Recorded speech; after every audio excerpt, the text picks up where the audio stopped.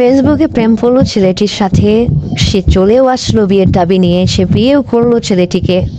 আবার একদিন পরে আবার সে চলে গেল মাতব্বরের ঘরে। আসলে এইরকম ঘটনা কি আপনারা কি মনে করেন? অবশ্যই কমেন্ট করে জানাবেন, অবশ্যই ভিডিওটা শেয়ার করে দিবেন। তাদের কাছে অনুরোধ, ভিডিওটা বেশি বেশি শেয়ার করবেন, সবাই দেখে বুঝতে পারে। সুপ্রিয় দর্শক বন্ধুরা, চলে এসেছি নতুন একটা ভিডিও নিয়ে। ভিডিওটি আজকে একটি ব্যতিক্রম ভিডিও।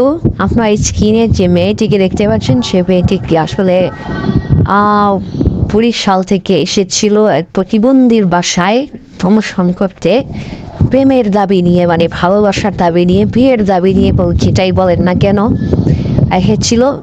তো তাদের সেই প্রতিবন্ধী ছেলেটার সাথে সম্পর্ক হয়েছিল ফেসবুকে তাদের কথাবার্তা হয়, ভালোবাসা হয়, একটা 2 বছর 3 বছরের মতো সম্পর্ক পরে সে কিন্তু ছুটে চলে আসে বরিশাল থেকে। তো বরিশাল থেকে ছুটে আসার পরে সে আসলে জানতো না ছেলেটি প্রতিবন্ধী, ছেলেটি কাজ করে না। সে অবশ্যই মিথ্যে কথা বলেছিল যে সে চাকরি করে, বাট এসে দেখে যে সে প্রতিবন্ধী, সে একটা তালের বিজনেস করে। যাই হোক, পরে ঘটে গেল একটা অনাকাঙ্ক্ষিত ঘটনা, যে ঘটনাটি আসলে হৃদয়দায়ক, অনেক দুঃখজনক।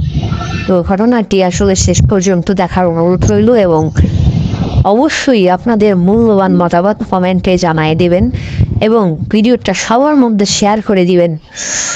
তো আমি শুরু করতে যাচ্ছি মূল আলোচনায়। এই যে দেখতেই পাচ্ছেন, প্রতিবন্ধীর বড় ভাই এটা। ওই যে আপনার যে লাল নীল কালারের যে জামাটা, ওটা হচ্ছে প্রতিবন্ধীর বড় ভাই, আর সাদা যে জামাটা, এটা হচ্ছে গ্রামের এক মাতব্বর। তো এমন একটা ঘটনাটি ঘটিয়েছে সেই মাতব্বরটা, আপনারা দেখলে অবাক হয়ে, শুনলে অবাক হয়ে যাবেন, দেখলে অবাক হয়ে যাবেন।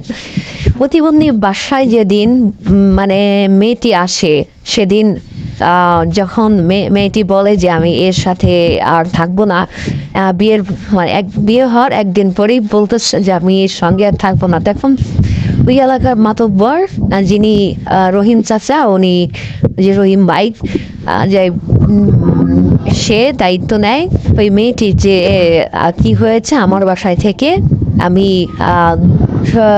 শুনে তারপরে আমি তোমাকে আমি বাসায় রেখে আসবো। কিন্তু সেই রহিম মিয়া তার বাসায় মেয়েটিকে নিয়ে যায়, প্রতিবন্ধী স্ত্রীকে, সেই পাই যে দেখতেই পারছেন এই মহিলা, একে তার বাসায় নিয়ে যায়। নিয়ে যে এক পর্যায়ে সেই বিয়ে করে, গোপনে সে বিয়ে করে, এবং সেই ইয়ের সাথেই, মাতব্বরের সাথেই সে থাকে।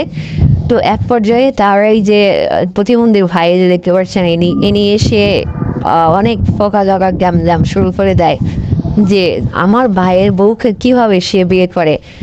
তারও একই কথা, যে আমি ওকে বিয়ে করেছি, আমি ওকে নিয়েই থাকবো, আর প্রতিবন্ধীর সাথে সেও থাকবে না। এই যে মেয়েটিও বলছে যে আমি প্রতিবন্ধীর সাথে থাকবো না, আমি তাকে বিয়ে করব।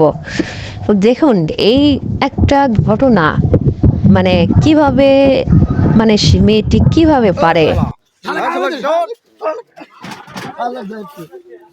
আপনি আপনি কি বিয়ে করবেন নাকি? আপনার সাথে কি সম্পর্ক নাকি? না, এটা আমার দেওর হয়। হ্যাঁ, দেওর হয়। দেওয়ার তো খারাপ না, ভালোই দেখা যাচ্ছে। আমার তো সম্পর্ক হ্যাঁ, লাটু পাগল। দেওয়ার হয়। তাহলে কি বিয়ে দিয়ে দেবো? না, বিয়ে দিব কেন? তাহলে ভাই ছেড়ে দেন গা। ফেরে তুমি দেওয়ার হয়, গুজুট করে খালি কাছে কাছে ঘুরো। দেওর হাতে তো কথা কইছি, মানুষের হাতে। তাতে মাথা হাতে কথা কে পারে না।